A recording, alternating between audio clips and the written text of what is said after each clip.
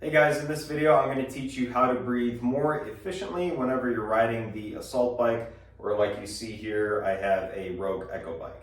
So I want you to imagine that you have 5 gears of breathing, okay? And those gears are determined based on how hard you're going, how high your heart rate is, and of course, how hard you're breathing, okay? So gear 1 is going to be your easiest gear, all right? Think warm-up pace. All right, gear 2 is slightly harder than warm-up pace. You're starting to ramp up into a little bit more of a aerobic pace. All right, gear 3 is more of a tempo pace. This is like a moderate intensity where your breathing intensifies a little bit and you're starting to use a little bit more sugar for fuel. Zone 4 is harder than that, and this is around your red line pace, typically where you see a lot of CrossFit workouts being sustained, right? This is where your muscles are burning, your breathing is really, really hard, and you may want to slow down quite a bit, but your body doesn't necessarily need to for a little bit of time. And then gear 5 is, think about an all-out sprint, a max effort that you cannot sustain for very long, okay?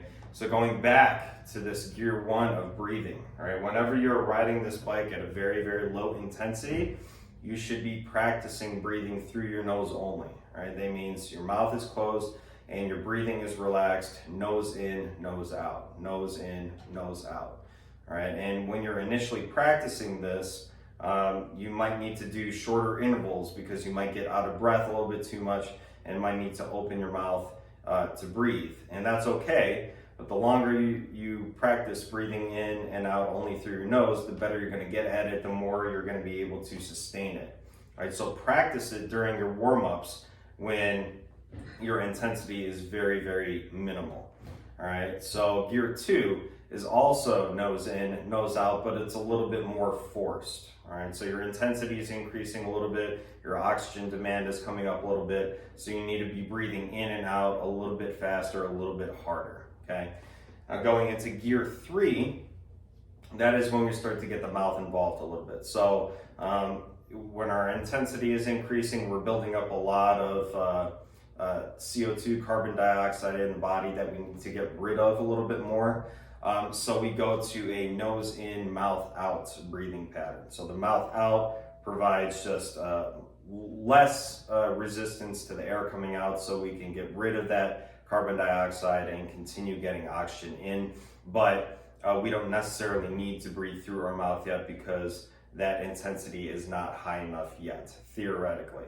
All right, so gear 4, now we're getting to that red line pace. So this is either going to be a very forced nasal breath in and a forced mouth breath out, or you're going to need to open your mouth and breathe in through your mouth and out through your mouth because the intensity is on the higher side.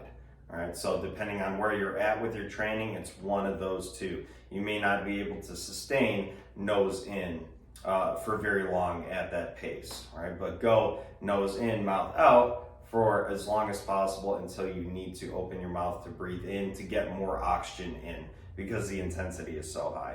And then finally, gear 5, that is your max all-out pace, and you definitely want to be breathing mouth in, mouth out to get as much oxygen in and as much carbon dioxide out in as short amount of time as possible so you can sustain that pace for as long as possible. And also to make sure that you're really maintaining a lot of intensity and a lot of tension throughout your entire body so you can go all out, all right? So that is essentially called upshifting, where we go from gear 1 all the way to gear 5, right? So if you're doing a very high intensity workout, say intervals, 1 minute on, 1 minute off, something like that, very, very hard. At the end of that 1 minute on, where you're breathing mouth in, mouth out as quick as possible, on your rest interval, you want to do what's called downshifting, right? So we breathe mouth in, mouth out for as long as it's needed to start to get rid of that carbon dioxide accumulation and to start normalizing the breathing and the heart rate a little bit. So breathe in that fashion for as long as you need to, and the more fit you get, the more practice you get, that time will reduce before you need to go back down, or before you're able to go back down to nose in, mouth out. All right, so we simply want to come back down that breathing pattern for mouth in, mouth out.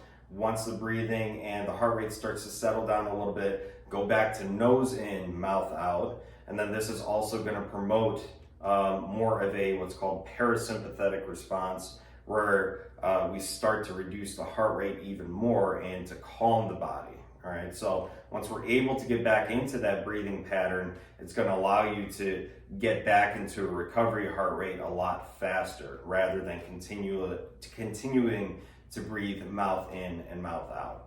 All right, so once you get past that point of nose in, mouth out, and you feel relaxed enough, then you want to go ahead and close your mouth again and breathe in, nose out, and try to keep your breath as relaxed as possible until you go back into your next interval.